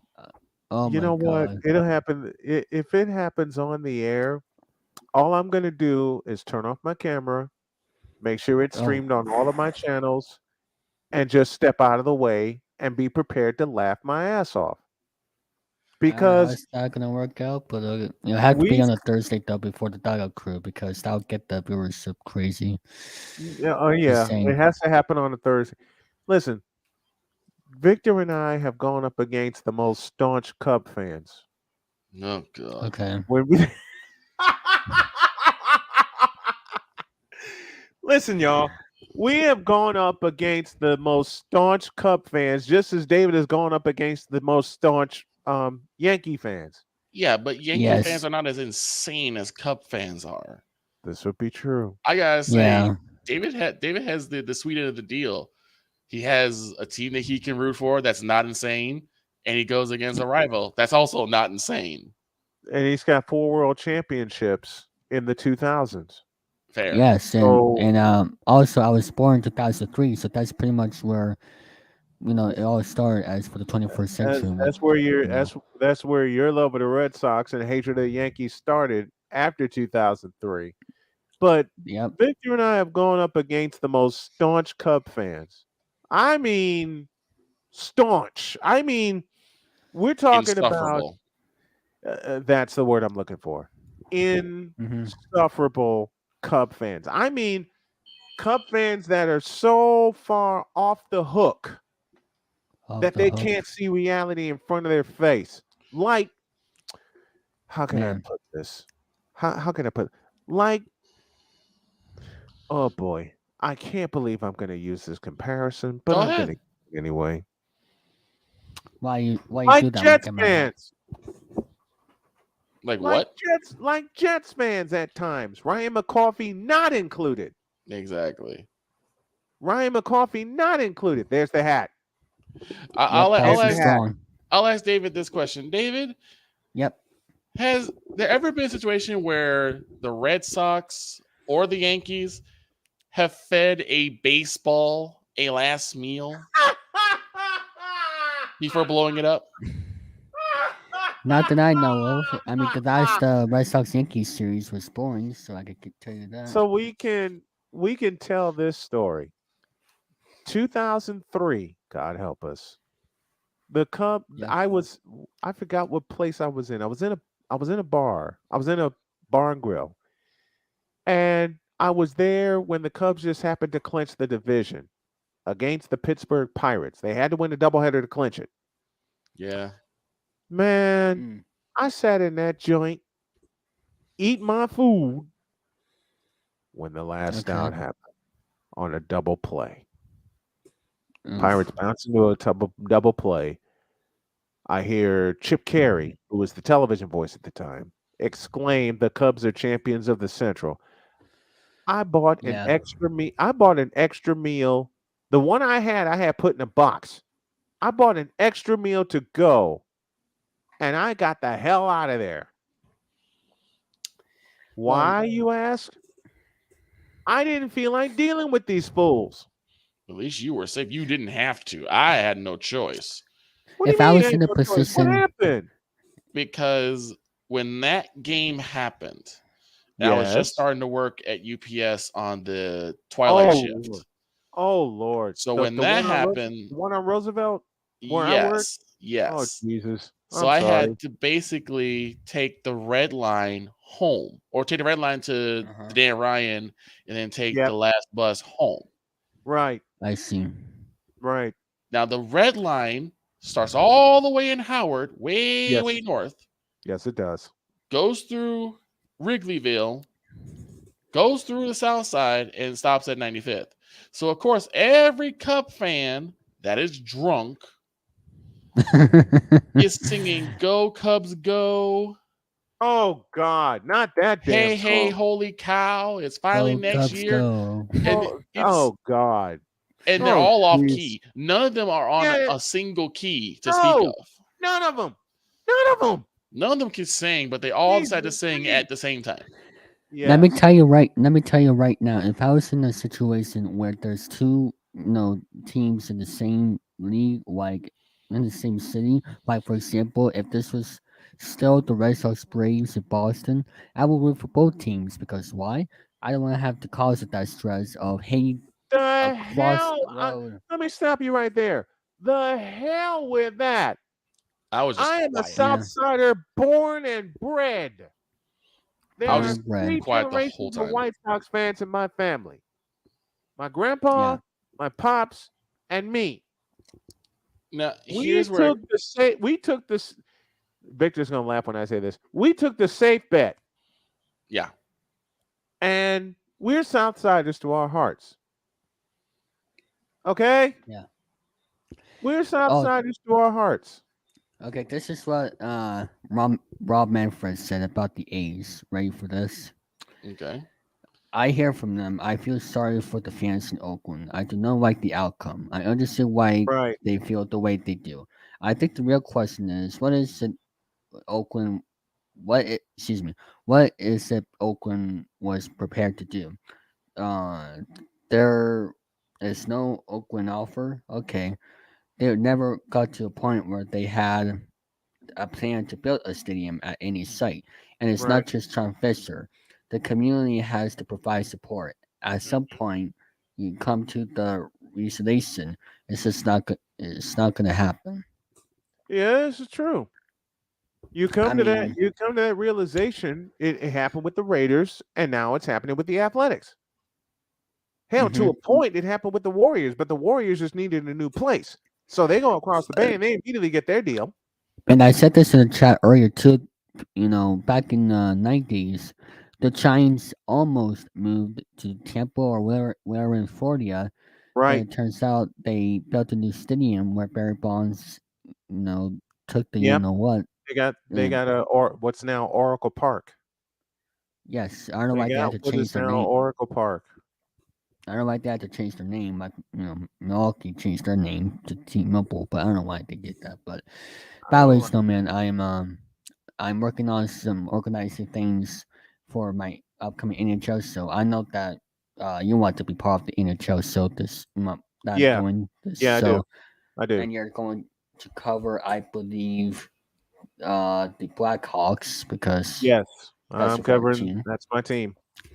I'm just looking at the different divisions, the different conferences. That way we can all be organized. Have someone at least from each division, so that way Yeah. it'll be fair and square. That's why I Right. asked you to come Right. on the Doggo Crew to cover the Giants, so we can have an extra person for the National League, and then possibly I'll add someone from the Lock-In podcast, so that way we can have another National League reporter Okay. to organize that Because way. I don't want to say that I'm available, and now that I'm doing this show 2 hours a day, I know I'll I'm need. changing. I plan to change the time to 5 p.m. Eastern. By the way. Okay. Well, let me see So let me see what I can do. Let me see yeah, because I can't stretch myself too thin. I realize that now, especially going a couple of hours a day. Victor's back with man. Where'd you go? Battery died on the laptop. I had it charging this entire time too. The battery guy. I love it. I've been there. what were we saying I've about been there. the? What were we saying about the 5 p.m. slot? I think the 5 p.m. slot will work, but let me Okay. work over the next week. I'm taking a week off to recharge and spend time with my bride. And Yeah, take your vacation what I off, and will like I said, I will let you know when I get back, because what I'm gonna do the next 2 you said the afternoons. following Saturday. You said the following Saturday for Yeah, get back from the vacation. following Saturday I'll be back, but I'm probably gonna take that day off because we're gonna be driving Yeah. a lot between here and Missouri and Chicago.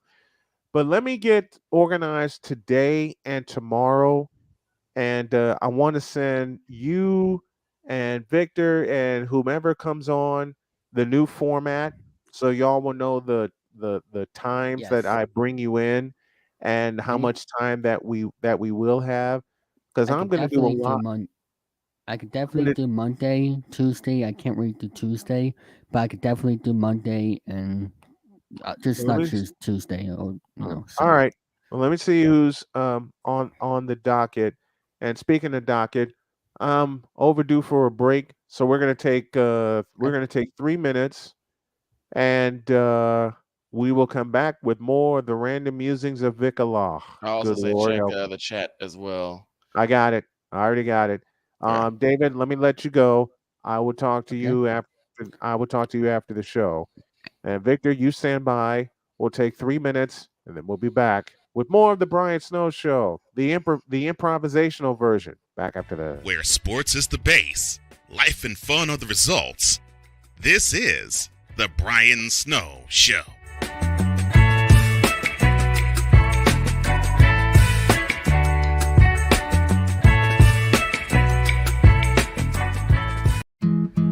Where did the time go? I don't know how I got here. You've done the hard part. You quit smoking. Now do the easy part and get scanned for lung cancer. If you smoked, you may still be at risk, but early detection could save your life. Talk to your doctor and learn more at savedbythescan.org. If you talk and they will hear you. We all want our kids to grow up safe and healthy, so we show them how. And we tell them with honest conversations that let them know what we expect. Not just one time, but every chance we get. That's especially important when it comes to alcohol and other drugs. Kids not only need to know the dangers and how to avoid them, they need to hear it often from you. And when it comes to pain medications, opioids, they need to know that they should never be taken without a prescription and never shared with friends or family. It's dangerous and illegal. So talk with your kids and guide them through the challenges of growing up safe and healthy. Because when you talk, they hear you. For more information about talking with your kids about underage use of alcohol and other drugs, visit underagedrinking.samhsa.gov. So tell me, you can do it if you try. He was only 58 years old when he passed away. That outcome could have been different. Colorado happens to be one of the worst states for radon levels. It's in our ground and it seeps up. The more you breathe radon, the more chance you have of DNA being hit and the cell mutated. The EPA estimates 22,000 lung cancer deaths a year caused by radon.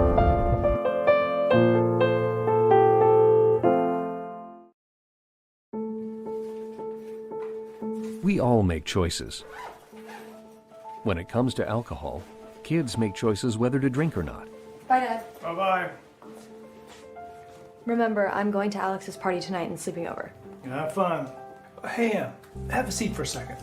Remind me about that party again? Alex is just... And adults make choices whether to talk about it. That's true of parents and every other trusted adult in a kid's life. Kids want to know our expectations when it comes to alcohol and other drugs. They want guidance and honest answers to their questions.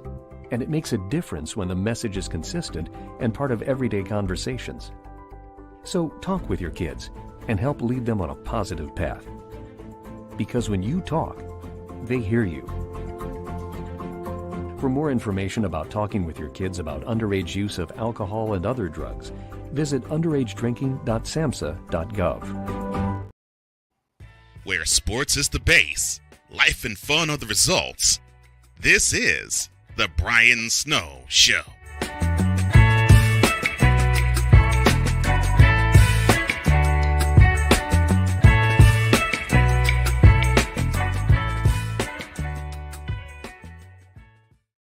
Welcome back to the Brian Snow Show. Don't forget to check out the Dugout Crew on David 3000's channel. 4 p.m. start time, but he is moving the show to 5 p.m. effective next week. Victor Locke joins me as we continue some random musings. And before the break, we talked about dealing with Cub fans. I do want to bring up something that you brought up before about sports fans being in their feelings. Yes, sir. It seems to me that majority of the time, sports fans, they don't look at the team as like just a team. They look at it as like part of their family. And also players. I laugh because you're telling the truth.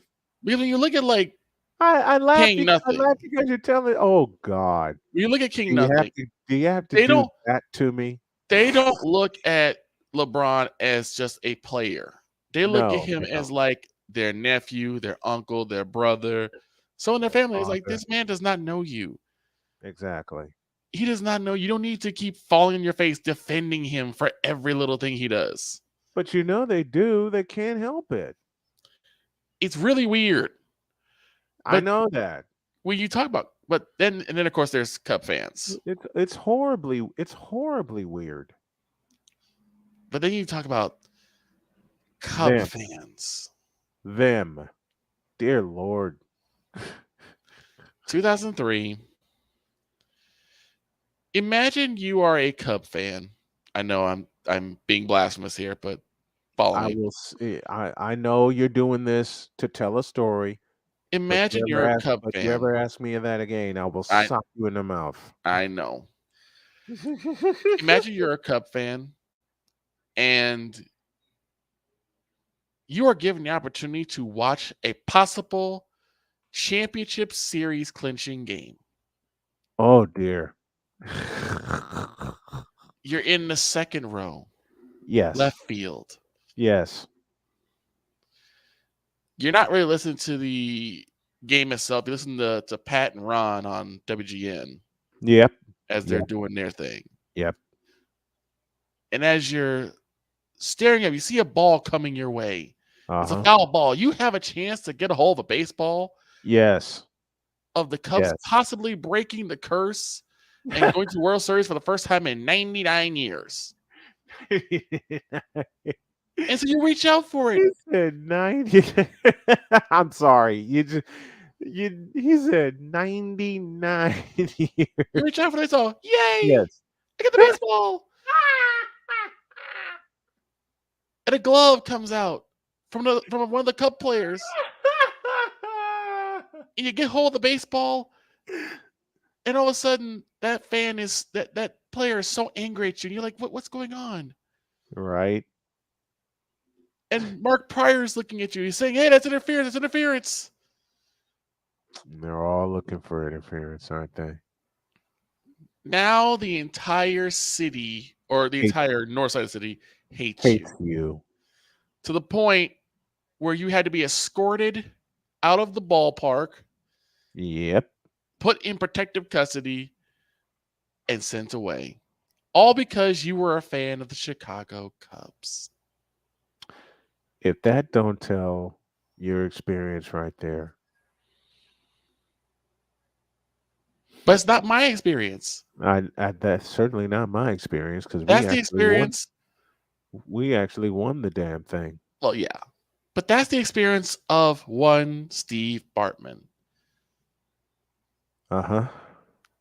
A man who just wanted to see his team win. Yep. His team go to the World Series. And they were 5 outs away.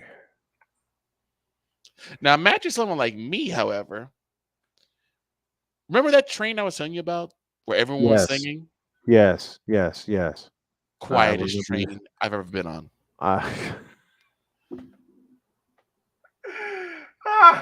Not even a church mouse was talking. Not even a church mouse was saying anything. No, it was quiet. For once. It was so quiet. I'm sorry. For once. And they were all looking like they had just lost their best friend. And but then I go home. Oh no. After the aftermath. And I watch as my beloved city lost its blank mind.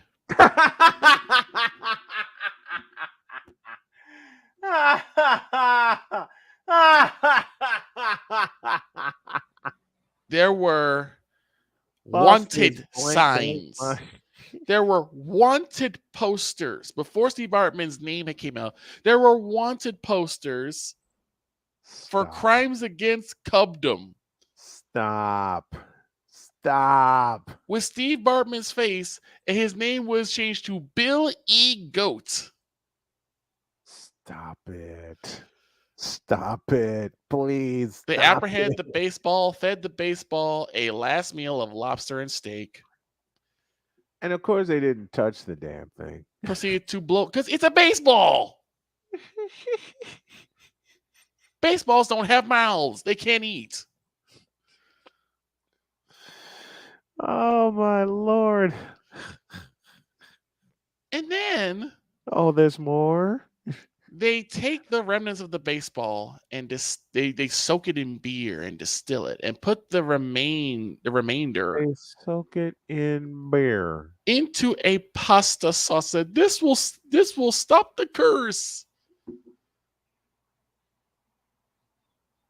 You wonder why most rational fans. Just a minute. Hold up. They what? They soaked the baseball remnants in beer. That right there should tell you the insanity of Cubdom. They gave the ball a last rites meal of lobster and steak. Yep. And then blew the sumbitch to smithereens. And then blew it up. Took the They entrails. blew the sumbitch to smithereens. Yep. They then took the remnants, soaked it in beer. Then they steamed and distilled it. I don't know how they did that. They steamed and distilled the damn thing. Mm-hmm. And then are you kidding me? Placed the remainder in a pasta sauce. And called it the anti-curse sauce. I'm not kidding when I say this. Are you kidding me?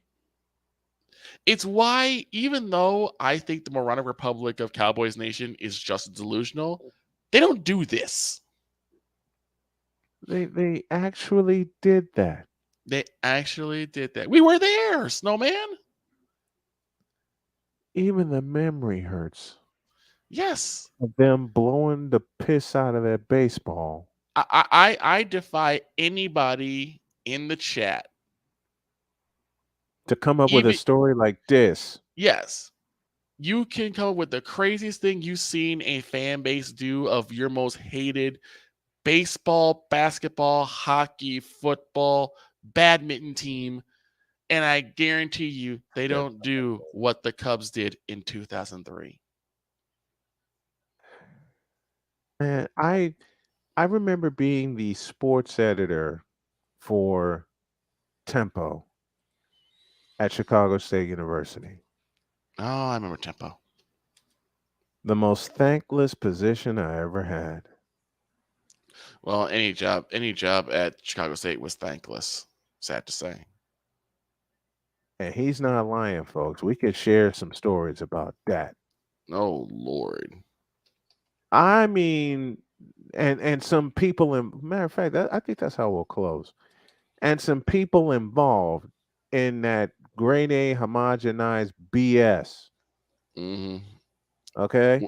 When your president of the college gets booed at their own meeting. At their own damn meeting. At their own damn meeting. What does that tell you? But that'll be after the break. Mm-hmm. I wrote an article for Tempo called Why Not Us? Because at the time, the manager of the Cubs was the legendary Dusty Baker.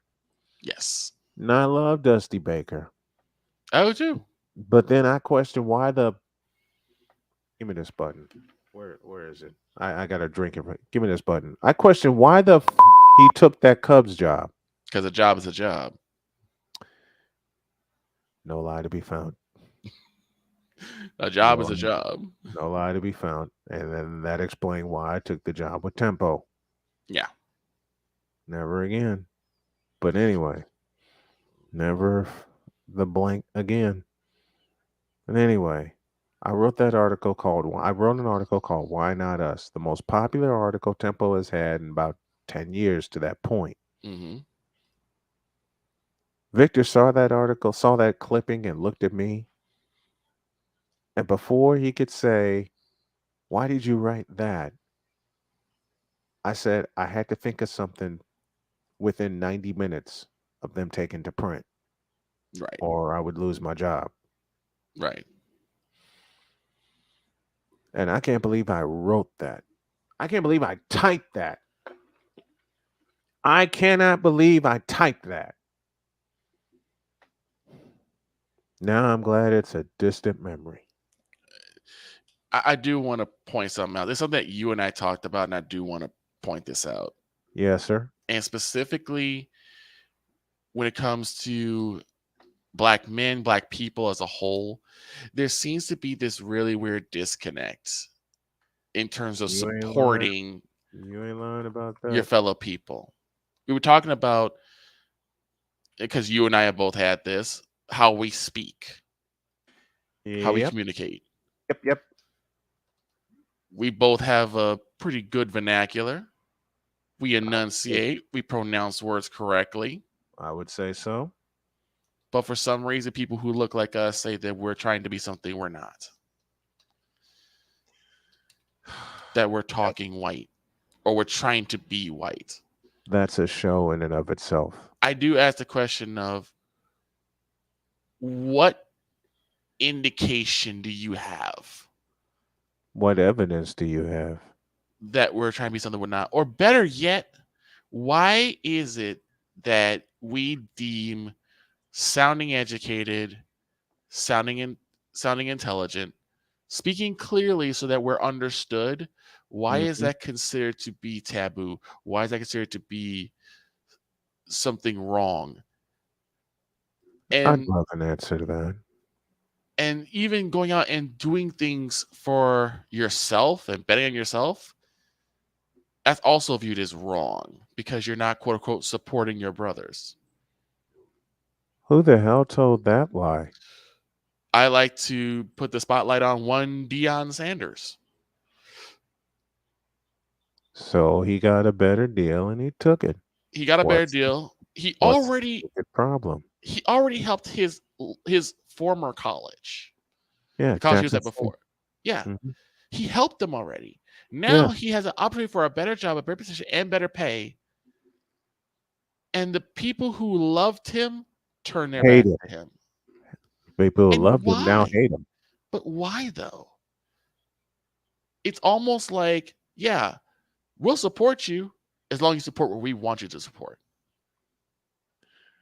That's not how that works. Victor, I want you to save that for when I get back from vacation, because that's a full hour in and of itself.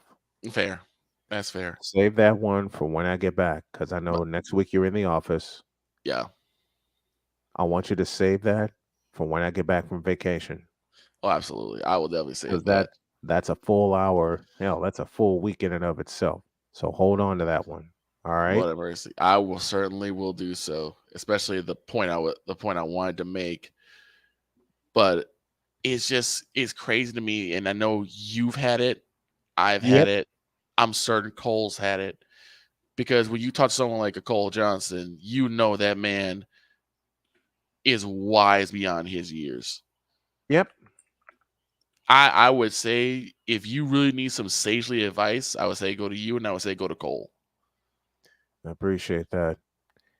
We're going to close with some humor, lots of it, because Victor and I both had to deal with Chicago State University. Yeesh. Dear God in heaven. Back in a minute. Where sports is the base, life and fun are the results. This is the Brian Snow Show.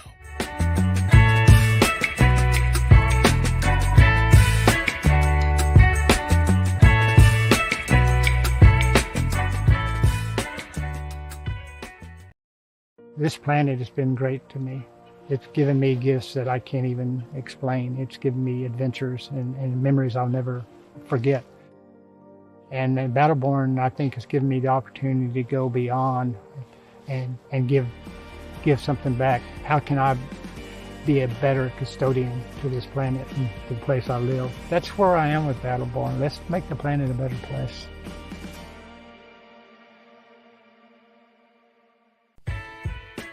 Hey everybody, Brian Snow here. Want to do some afternoon sports talk with me and be interactive? Also meet some great guests from every walk of life? Then tune in to the Brian Snow Show on CSTV and CSTVnow.com. Weekdays at 2 p.m. Come on aboard and enjoy the ride.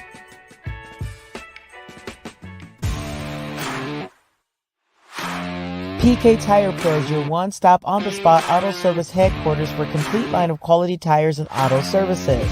For years, we have provided the Stockton, California area with the latest products and unprecedented services for everything we sell. And for years, our customers have been coming back. Take a look around. If you don't find what you need, visit us in Stockton, California. From the latest and best in tire technology to the services required to keep your vehicle looking good and running great, PK Tire Pros can get you out on the road quickly and at an affordable price. Stop by soon to see why so many people consider PK Tire Pros to be the one-stop shop for all of their tire needs. At PK Tire Pros, our friendly and knowledgeable staff, quick and dependable service professionals, and affordable prices all come together to make driving out on a new set of tires easy. On top of that, we never tire of tires. Stop by and see us, and you'll be glad you did.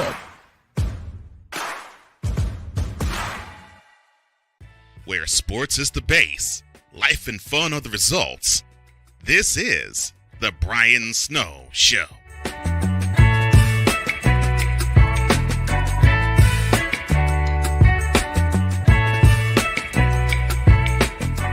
Down the stretch we come here on the Brian Snow Show. Thank you to those at WQEE 99.1 in Atlanta and WLEO 26.7 Digital Broadcasting in Baltimore, Maryland. And thank you to those on CSTV tuning us in. Daily 2-hour programming at the during the morning and the afternoon, taking you through your day. Speaking of which, I felt like I got a chance to watch some Ghost in the Hood, and I'm enjoying it. Same. I'm hooked. I'm hooked on Ghost in the Hood. And also tonight, Thursday Night Throwdown. That's on CSTV. That is a 10 p.m. Eastern, 7 p.m. Pacific time start. All right. I got a lot of ish to get off my chest concerning a certain school. Oh, please do. Please do. I know it's been since 2009 since I've been there. But Chicago State University in 200,000 kind of ways pissed me off. And the biggest thing about them, they wouldn't pay me for what I was doing. I was there for 150,000 of those reasons.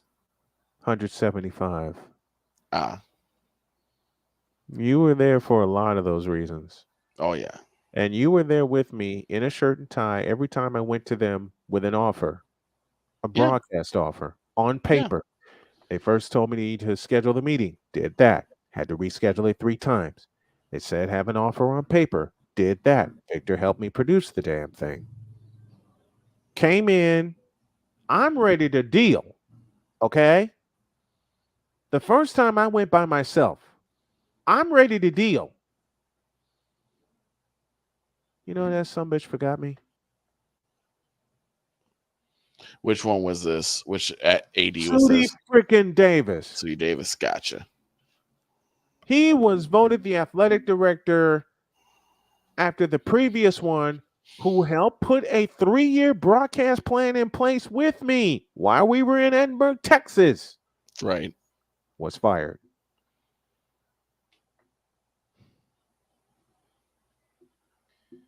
Matter of fact, let me find his name. Uh-oh. I'm gonna find some people's names. And the one that got you was Chicken Leg, Bob Beeman. Okay, let me delve in on that. Go. So one of the assignments that I was with Brian on, it was a women's basketball game. Yes. And who were they playing? It wasn't Cleveland.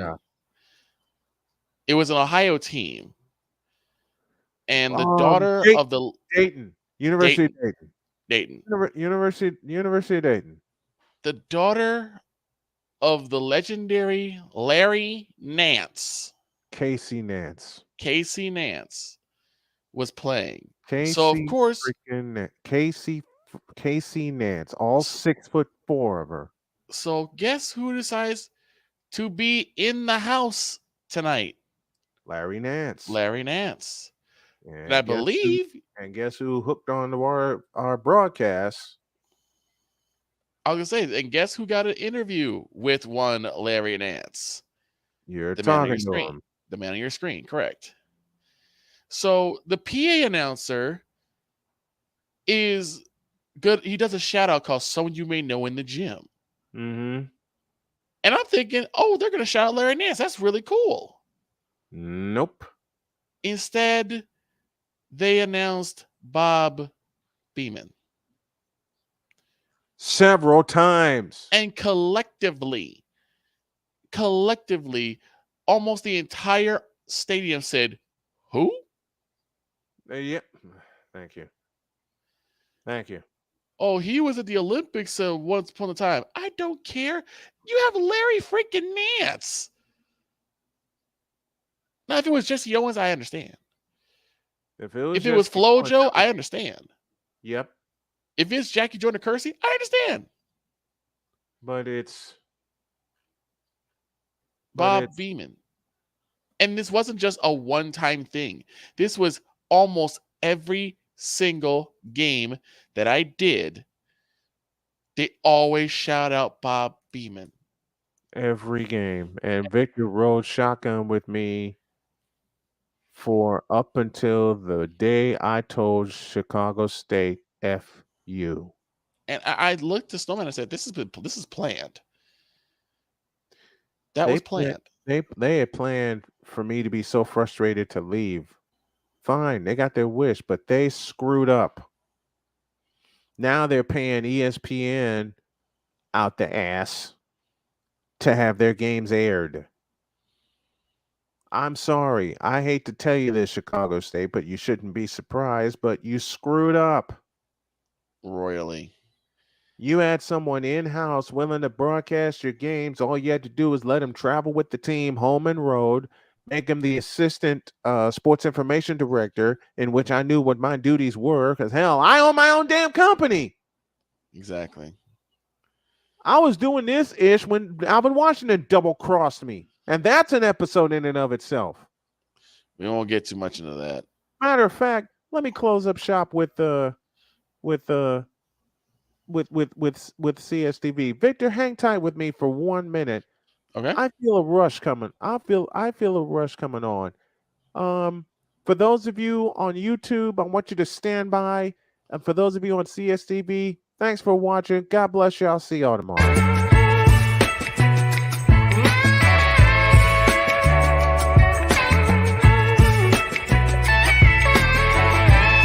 Thank you for tuning in to The Brian Snow Show, where sports is the base, life and fun are the results.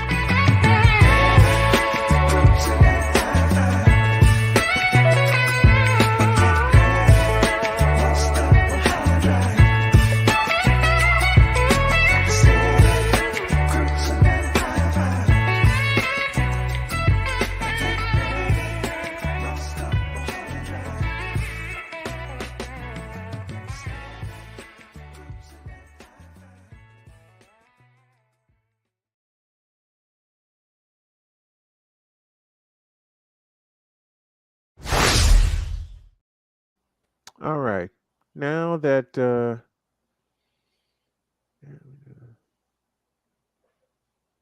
yes. Just a minute. Okay. Now that we got that out the way, and I'll end the broadcast on LinkedIn as well, because they don't need to hear what I'm about to tell them. Okay. And matter of fact, I'm the only channel where it's going to be up. Let me make sure I take care of all this, because I just want this on my channel and my channel.